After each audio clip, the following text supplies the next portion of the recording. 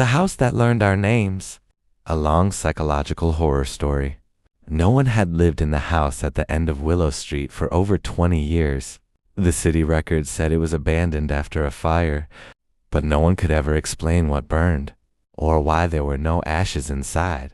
The walls stood clean, untouched by smoke, as if the fire had never happened.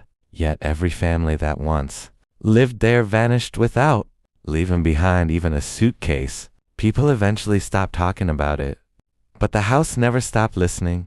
The light. Every night at exactly 2:17 a.m., the porch light turned on. Not 2:16 not 2:18 always RB17. Neighbors noticed, but no one dared to look directly at the house for long. Some said their heads began to hurt when they stared at it. Others claimed the windows looked slightly different every night, if rearranging themselves. The house didn't look old. It looked patient. Maya's walk home.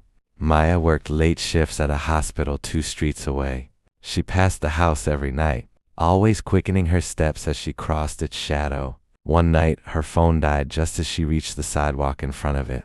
That was when she heard it. Maya! Her name floated through the air, soft and calm, like someone she trusted.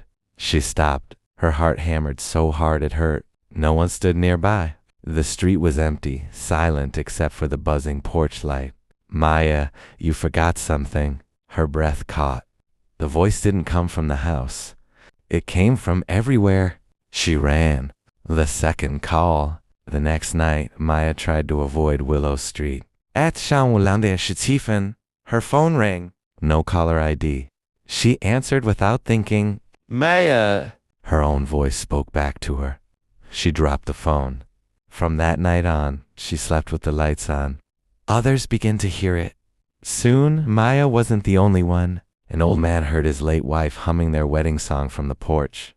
A teenage boy heard his father calling him home even though his father had died years earlier.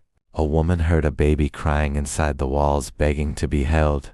Each voice was perfect, not copied. Remembered. The rule. The disappearances began quietly. One man entered the house after hearing his name twice. He never came out.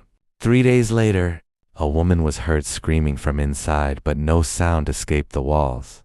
Then someone noticed a pattern. The house only took you after it spoke your name 3 times.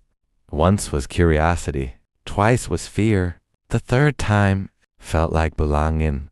Inside the house, police finally forced the door open. Inside, the house was empty. No furniture, no dust, no signs of life, but the walls were covered. Names carved deep into the wood. Some old, some fresh, some still wet. At the center of the living room floor was a single sentence. We keep what answers. The officers left immediately. The door locked itself behind them.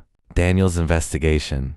Daniel Cross, a journalist known for exposing urban legends, didn't believe in haunted houses. He believed in patterns. He set up cameras, microphones, and motion sensors inside the house. At 2:17 a.m., the porch light turned on.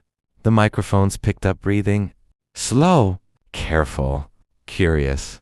Then the walls began to creak, not like wood, but like muscles stretching. A whisper filled the room. Daniel. The camera shook violently. The walls leaned inward, just slightly, like the house was bending to listen. The final audio recorded was clear. We know you now. The footage ended. Daniel was never seen again. The truth discovered.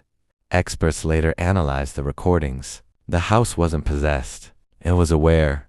It learned voices from conversations nearby.